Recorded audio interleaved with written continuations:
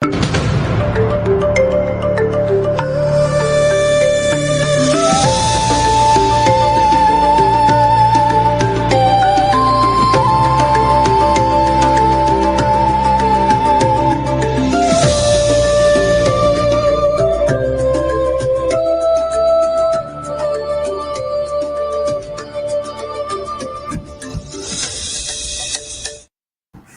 does a man rise from rural obscurity to become one of the most feared and powerful drug lords in the world?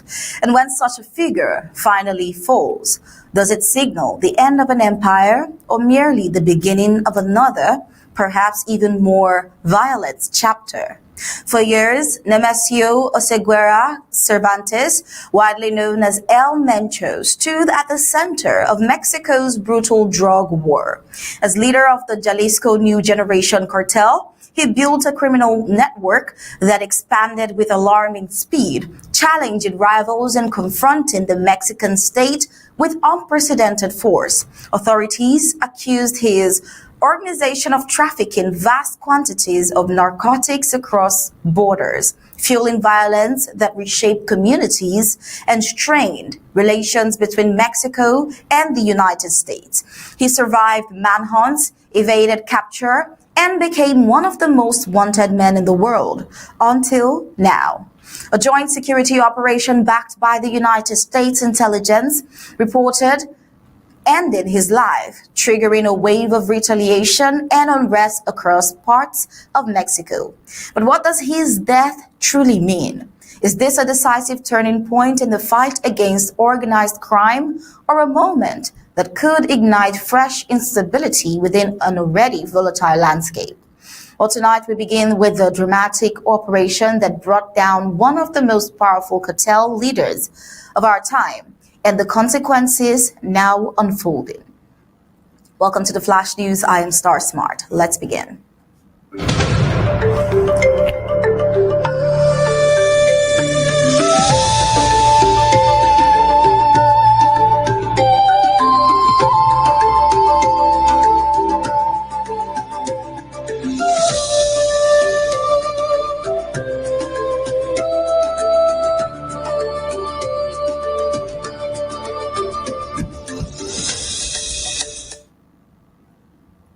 Well, we see a major security operation in the western Mexican state of Jalisco. ¡Te dieron! Ponte en un lugar, güey, que no se... A major security operation in the western Mexican state of Jalisco resulted in the death of Nemesio El Mencho Oseguera Cervantes, the notorious leader of the Jalisco New Generation cartel, CJNG, one of the country's most powerful criminal syndicates.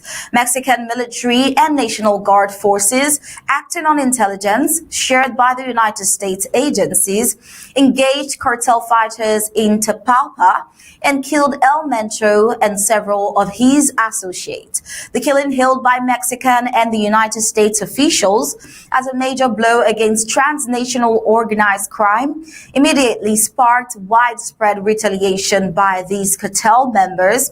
Violent clashes, road blockades, and arson attacks erupted across multiple states, forcing flight cancellations, school closures, and heightened security alerts for foreign visitors. For Mexico, El Mencho's death marks a pivotal moment in the long and costly battle against drug trafficking and cartel violence.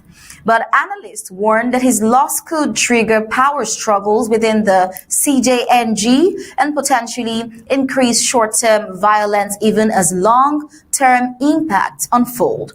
The operation also underscores deep cooperation and occasional tension between Mexico and the United States in confronting the flow of fentanyl and other drugs into the United States market. Well, away from Mexico and the U.S. collaboration on putting an end to El Mencho, we see with the Ukrainian war, Ukrainian President Volodymyr Zelensky has delivered a stark warning that Russian President Vladimir Putin, his aggression amounts to the start of World War 3. But how true is that? And he urged the global community to recognize the broader implication of Moscow's campaign in Ukraine. In a wide-ranging interview with the BBC, we see Zelensky saying that Russia's invasion is not just a regional conflict, but a challenge to the international order that, if unchecked, threatens further destabilization. Refusing to accept Russian demands for Ukraine to cede territory in eastern and southern regions, Zelensky framed such concessions as not merely territorial loss, but as abandonment of Ukrainian citizens and sovereignty. He called for intensified military and economic pressure on Russia and criticized world leaders for insufficiently coordinated resistance. The comments reflect growing frustration in Kyiv over stalled ceasefire diplomacy and an ongoing struggle to secure more robust military support from Western partners. For Ukraine and its allies, Zelensky's warnings highlight the deepening stakes in a conflict that has already reshaped European security and global geopolitical alignments. Well, over to the United States, we see in Florida, the United States Secret Service agents fatally shot an armed man early on Sunday after he drove through the secure perimeter of Mar-a-Lago, the private resort and residence owned by President Donald Trump. Authorities said the intruder was carrying a shotgun and a gasoline canister and raised the firearm at agents who responded with little force. Let's take a listen. My name's Rick Bradshaw. I'm the sheriff of Palm Beach County. I have with me from the FBI, Special Agent in Charge Brett Skiles, Special Agent in Charge Rafael Barrios from the Secret Service. Also, I have Resident Agent in Charge David Clancy. At 1:30 this morning, the security detail detected that a individual had made his way into the inner perimeter of Mar-a-Lago. A deputy and 2 Secret Service agents on the detail went to that area to investigate. They confronted a white male that was carrying a gas can and a shotgun. He was ordered to drop those 2 pieces of equipment that he had with him, at which time he put down the gas can, raised the shotgun to a shooting position. At that point in time, the deputy and the 2 Secret Service agents fired their weapons and neutralized the threat. He is deceased at the scene. That was earlier on Sunday, but then officials later identified the suspect as a 21-year-old Austin Tucker Martin of North Carolina. Investigators are working to determine the motive, although initial reports indicate family members had reported him missing shortly before the incident. Law enforcement recovered evidence suggesting he acquired the weapon while traveling towards Florida. The shooting has reignited questions about security around high-profile residences, especially those associated with past and current presidents, and underscores ongoing challenges in detecting and preventing lone actor threats. While no agents were injured, the incident is likely to prompt reviews of perimeter defenses and interagency communications. Now, away from politics and on to BAFTA, we see that the 79th British Academy Film Awards was held on Sunday. Let's take a look at this. Good evening and welcome to the EE BAFTA Film Awards 2026. I'm Alan Cumming and tonight I am your host.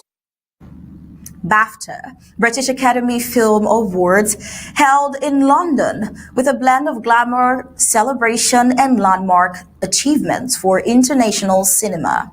One battle after another, a sweeping drama praised for its direction and storytelling, emerged as the night's biggest winner, securing 6 awards including Best Film, Best Director and Best Adapted Screenplay. Other notable winners included Sinners, which claimed 3 awards, in Hamnet, recognized as an outstanding British film with lead actress Jessie Buckley taking home Best Actress. Performances by actors across continents marked a standout year for global talent, including celebrated wins for Nigerian artists such as Wunmi Mosaku and Akinola Davis Jr., spotlighting Africa's growing influence on world cinema. Beyond awards, the ceremony was punctuated by emotional speeches on artistic courage, diversity, and storytelling's power to bridge cultures. The BAFTAs continue to serve as a key barometer of industry trends, celebrating cinematic achievements that resonate across the border. Before we get into the rest of the report, let's take a look at what the award was like. Albert Aramayo from I Swear.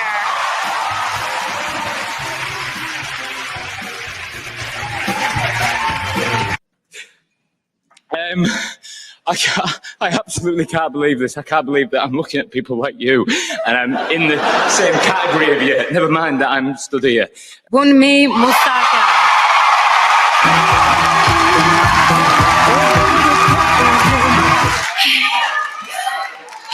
Thank you for this incredible honor, BAFTA. Thank you. And the BAFTA goes to Sean Penn. One battle after another. Ryan Coogler, singers! Hey, I didn't expect that.